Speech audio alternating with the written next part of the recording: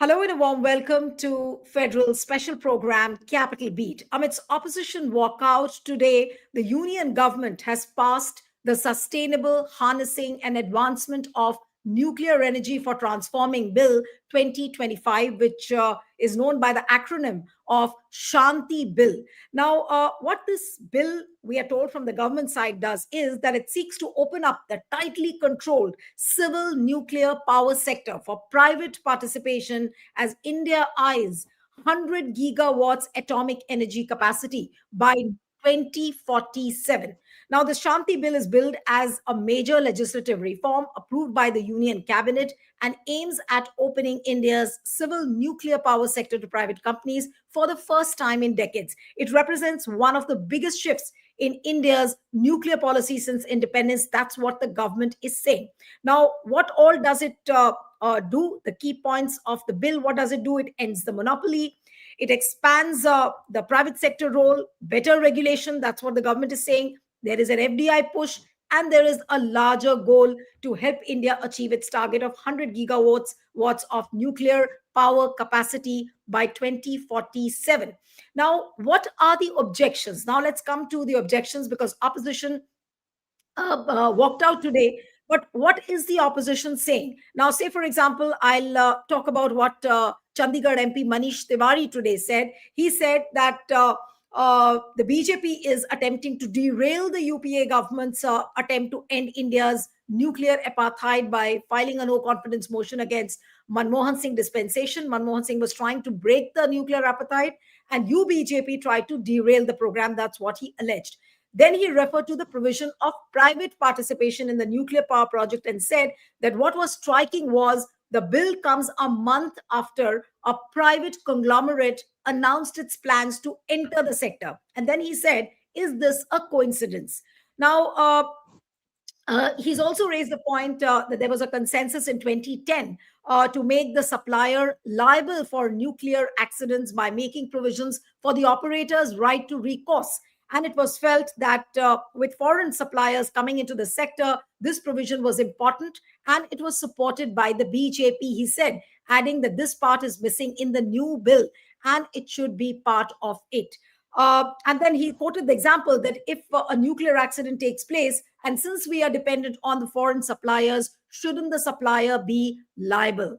Then also he spoke about the critical, he was all very critical about the caps which have been fixed on the liability. And that has been put at 3,000 crore, which is roughly $410 million.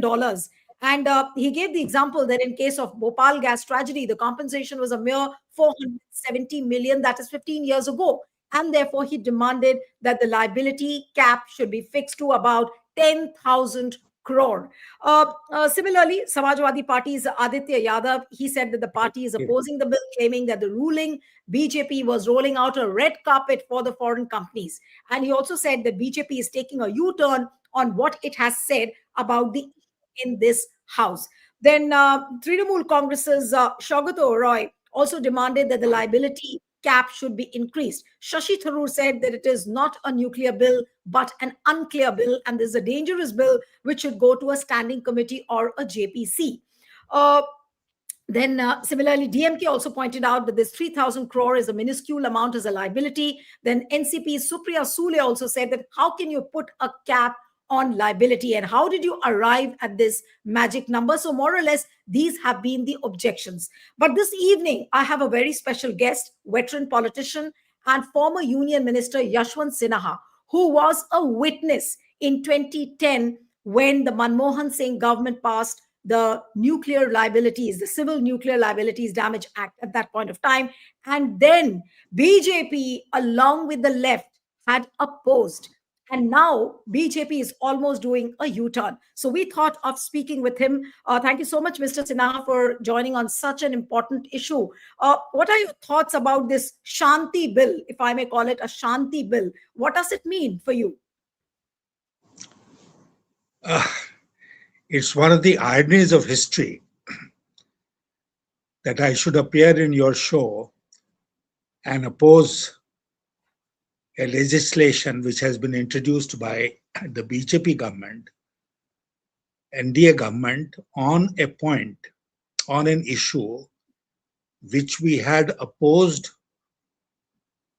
wholeheartedly, vigorously in 2010 as members of the BJP. I was in the Lok Sabha as a member of the BJP, Yeah. and I remember those days very well. There were lots of negotiations, and I must say to the in praise of the government of that day, UPA government, that despite the fact that they had the majority to carry the bill in Lok Sabha, they still reached out to us and ultimately accepted the suggestion on liability which had been put forth by the BJP. And now a BJP government is undoing what the BJP had done in 2010 by doing away with the liability clause as it was inscripted then. Now, what is all this hullabaloo about? You know, the issue is that we are opening our nuclear energy sector for the private sector. It has so far been reserved for the public sector, as you know. Uh, it has not made much progress. Uh, the total percentage of nuclear energy in our overall energy basket is only around 3%. From the time that I am talking about 2010 to 2025, in the last 15 years, there has been a tremendous increase in the capacity of renewable energy sources. So that is one point. The other point is that, all right, you want to develop nuclear energy, very good, but there are issues which should be taken care of. One of the major issues is the liability of the owner and supplier of the equipment in case of an accident. And an accident in the nuclear field is not unknown. We are all aware of Fukushima. We are all aware of Chernobyl, which happened not in too distant a past. So nuclear accidents do happen. And what happens to the victims of a nuclear accident is the main issue. Yeah. It was then decided that if the supplier of the nuclear equipment, I'm talking of 2010, that if the supplier of the nuclear equipment has supplied defective um, uh, equipment which has resulted in this mishap, then he'll also be equally liable along with the operator for damages. That, in a nutshell, was the crux of the liability law of 2010, that the nuclear supply equipment supplier will also be liable in case it was because of the fundamental fault in the machinery, in the equipment. Now that is being done away. And ever since this bill was passed in 2010, foreign suppliers have been mounting pressure on the government of India that this liability law should be changed and their liability should be done away with or limited to that 3,000 crore rupees that has been mentioned in this bill. The government of India has succumbed to the pressure of these foreign suppliers of nuclear equipment and is amending the law to accommodate their wishes. Now, in case an accident were to happen, God forbid, Yeah. then they'll be clear out absolutely in the clear. They'll not be liable for any damages, even if it is established that the accident took place because of the defect in the equipment that they had supplied. Hmm. And this is something which was not acceptable in 2010 to the BJP, should not have been acceptable to the BJP and to the parliament today. But as I said, it's one of the ironies of history that a BJP government has brought this, undoing the role played by the BJP in 2010. No, but Mr. Sinha, what do you think could be the reason? There has to be a compulsion. Either the compulsion is to accommodate the private players, and we know who all are they. Obviously, there is a pattern. First, Adani said that he wants to enter into this nuclear energy field. Then, Prime Minister Modi announced that that we will call for the private participation. Then you had a bill which Manish Tiwari also mentioned. Is this done to accommodate the private players? And then, of course, this bill is also coming at a time when the trade deal with America is also underway. Nothing has been finalized yet, but does it look that it's happening under US pressure as well? It is. It is happening under the pressure of some corporate houses in India, and it is happening under the pressure of the US administration. The US administration had put a lot of pressure even in 2010, but under the or because of the role played by the left parties and the BJP then, and the understanding of the UPA government then, we did not succumb to US pressure or corporate India pressure. This time, this government, which is very, very friendly with some corporate houses, is doing their bidding and quite clearly succumbing to their pressure and doing exactly what they wanted to do, which is very sad.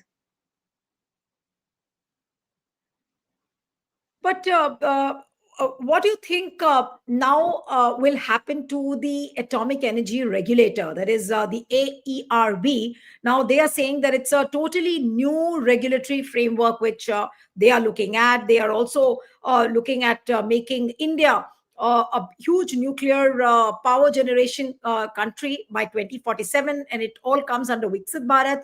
How much of this would you buy, Mr. Sinha? I won't buy it at all. The problem with this government is that it doesn't talk of the present. It talks of either the past, 100 years, 200 years, even 400 years in the past, or it talks of the future, 25 years, 30 years. We'll not be around to see this. Even this government will not be around in 2047. So to promise something for 2047 and do damage to the present is something which can't be an acceptable policy. Right. Okay, now I want to go point by point as to what the government is saying, how the government is trying to push the bill. Now, let's start with point number one, which the government says, and it says that this bill is going to end the monopoly. Now, how? Let's explain and then you can answer it. Now, the government says that nuclear power generation and the related activities in India are largely restricted to the government entities like the Nuclear Power Corporation of India Limited under the Atomic Energy Act of 1962 until now. Now, the Shanti Bill, however, proposes to change that by legally permitting the private sector participation in the nuclear value chain. Do you also think that is going to end the monopoly? And how will it impact the participation of the private sector? How does it impact India then? It is a welcome monopoly. It Okay. is one area where monopoly is not doing damage. It is actually helping the industry grow. And um, this monopoly has worked very well. It is a monopoly of the public sector, which has been clearly established under a well thought out policy. You open it for the private sector. It is not setting up a cycle repair shop that you open it for the private sector. It's a very complex field. And let me give you an example. It is an imaginary example, but suppose you give a license for 100 megawatt or 200 megawatt or 1,000 megawatt nuclear energy plant to a private sector fellow. One, the capital cost of such a plant is huge. I remember when I was bringing the legislation for insurance sector reform, one of the major considerations was that it will need a very large amount of capital to start an insurance company, which had to be taken into consideration. Similarly, setting up a nuclear energy plant needs a huge amount of money, and this huge amount of money is the initial capital cost. Then the running cost is not as heavy as, let's say, in a thermal power plant. That is the advantage of nuclear energy. I have no quarrel with nuclear energy. I only have a quarrel with the doing away with the liability clause. And let's say that we want to increase nuclear energy capacity in our country. What is preventing the Nuclear Energy Corporation from doing it? Why doesn't the government encourage it to raise funds in the market, raise Yeah. foreign debt, and support it from government resources to set up more nuclear plants? Why doesn't it do it? Why is it necessary for it to invite the private sector? That is what makes it suspicious. Right. All That right. the So, government is yielding to the pressure of the corporate sector in India. right. Okay, now the next point is, of course, they are saying that there's going to be better regulation. Now, the legislation process proposes a unified legal framework for nuclear energy, which includes modern safety regulation. Then they are talking about a dedicated nuclear tribunal for disputes and reforms to the nuclear liability regime to cap the risks and attract investment. Now, what happens to the regulatory body then? Of course, all that sounds very good, that there's going to be a tribunal for the disputes, there's going to be reforms for the nuclear liability regime, there's going to be a capping of risks, attracting investment, because obviously a lot of funds, especially from Western Asia, they are expecting. That's what the government has said. But what are the risks and the dangers when it comes to the regulatory mechanism of this bill? The second point which you made is the most dangerous. Uh, if the private sector from abroad wants to come and make investment here, then what is preventing it from cooperating with the uh, public sector nuclear energy Yeah. companies? What is even if you want to set up in a joint venture, do it Hmm. with an arm of the nuclear energy corporation, Yeah. which exists today. The point that a foreign collaboration will come only because of the partner is an Indian private entity, that is something which is difficult to buy, because foreign entities have cooperated and collaborated with government entities in this country in the past. And this is one very, very complex area where this safeguard is necessary. Nuclear Energy Corporation has the experience of running nuclear um, plants in this country for so many decades. They have the experience. A new player will not have an Adani or an Ambani or XYZ will not have this experience. They'll have to depend entirely on the foreign supplier. And the second point that I was referring to, that the jurisdiction of the courts are barred. You have a special tribunal which is going to look after all this if there was a complaint. Why?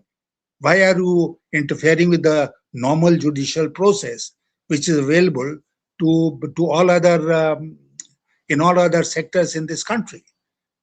So you are just trying to, you are giving in. Let me make this point very clear. You are giving in to foreign pressure, you are giving in to local corporate pressure, and serving everything on a silver platter to them. Yeah. And the danger, if any, God forbid, in the future, be damned. Yeah. Now, the next point which the government is talking about is the FDI push. They are saying that the bill allows up to 49% foreign direct investment in certain nuclear activities, helping bring technology and capital into the sector. Now, I mean, if they had not brought in this bill, what was the Nuclear Power Corporation of India doing, and why were they not able to ramp up funds? Which now they say that with the new bill they will be able to attract more foreign investment. What is the logic behind it? What the government is saying? Look, we developed our own nuclear capacity. You're aware of the contribution made by people like Homi Bhabha, Jawaharlal Nehru in the development of the nuclear sector in India. And we are second to none as far as nuclear technology is concerned. And I'm saying this with a sense of responsibility. The only problem that India faced in the past is of nuclear fuel supply because we were not signatories to the international accords. So India was not allowed to source nuclear fuel from abroad. And those countries which were in a position to supply nuclear fuel were not allowed to supply it to us. Then the Indo US nuclear deal came of 2005, and then even this restriction has been removed, though we disagreed with the 2005 Indo US nuclear deal on some issues. But it is the law of the land now. So we are getting our nuclear supplies, we are developing our own uh, technology for fuel, which will enable us not to depend too much on foreign supplies. So all these developments are taking place. And I said, and I repeat, that India is second to none as far as nuclear technology is concerned. So therefore, we don't have to get technology from abroad in order to be able to advance in the nuclear energy field. We can do Yeah, it very well. I'll have no objection if the government were to say the nuclear liability law will stand, which right. means that if the foreign supplier is responsible for supplying defective equipment, he must bear the brunt of responsibility. And the second is let foreign private players come and collaborate with the public sector to begin with. Let's Yeah. see what happens over the next 10, 15 years, and then we'll see going forward what But do more you needs feel to that be the done. government do you feel that the government looks like in some kind of a hurry? Because, like what you said, that we could have given 10 to 15 years, getting foreign players to collaborate with a nuclear power corporation. But here, the entire legislation has been changed. In fact, the Atomic Energy Act of 1962 has been repealed. Similarly, the 2010 bill of the civil liability bill that also has been repealed, and now here you have a completely different bill. Same thing what we saw with the Manrega bill.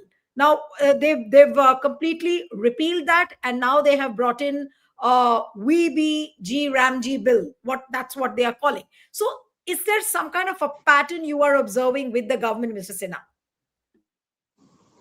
You see, this is such an important bill with such uh, grave future consequences that the least which should have the parliament should have done, the speaker should have done, is to refer it to the standing committee or formed a joint parliamentary committee, a special committee to look into Yeah, this particular bill, given it 3 months' time, 6 months' time, and then brought the bill back to parliament. This they have not done. Obviously, they are in a hurry. And why should the government be in a hurry? Uh, in such a hurry that they introduce the bill, get it passed, get it made into a law to oblige whom? That is the most important issue. Why couldn't it wait for the monsoon, for the budget session or the monsoon session? We have waited for how many years? 2010 to 15 years we have waited after the liability law was passed by parliament. And now we are in such a hurry that we can't wait for 5 months. yeah. Obviously, there is something, cooking which is not before or not in public domain. Yeah, absolutely. Now, coming to the last bit, what the government is saying, because there are five key points which we have discussed. Now, the last bit, what they are saying is the larger goal. The larger goal of the bill is to help India achieve its target of 100 gigawatts of nuclear power capacity by 2047 and strengthen the energy security and clean energy transition goals. Now, Modi government is also talking about a decarbonization plan by 2070, and this nuclear bill, the new nuclear bill, will help India achieve that dream. What would you say to that, Mr. Sinha? I'll say that it's complete nonsense to talk about it in this manner. There was nothing which was preventing us from going ahead with, uh, nuclear energy in the past. Uh, the point is, as I said, we are self-sufficient technology. So what is it that we need? We need capital, isn't it? There is heavy capital investment in a nuclear energy plant. That then should have been arranged by the government without going in for this doing away with liability and all this um, nonsense that they are attempting to do. This is where I see a design in all this.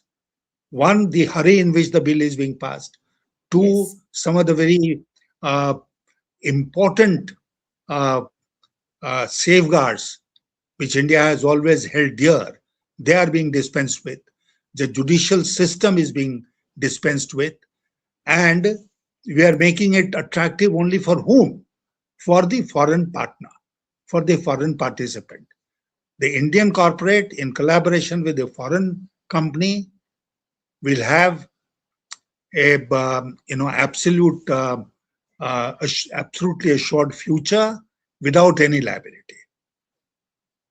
The people Absolutely. can go to hell. Accident victims can do without compensation.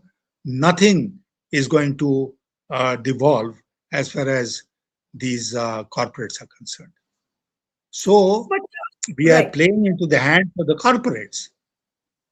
People's safety and people's future is not a consideration. This all gigawatt, 100 gigawatt, or this, that, and the other, 2047, it's all a dream which they're weaving for the present. But as I said, this government lives either in the past or in the distant future, not in the present. Right. Okay, so the bill has been passed in Lok Sabha, at least amidst the opposition walking out. But let's see how this bill unfolds and as the discussion progresses on this. Thank you so much, Mr. Sinha, for joining on the Federal. It's a real pleasure having you on the program. Thank you. Thank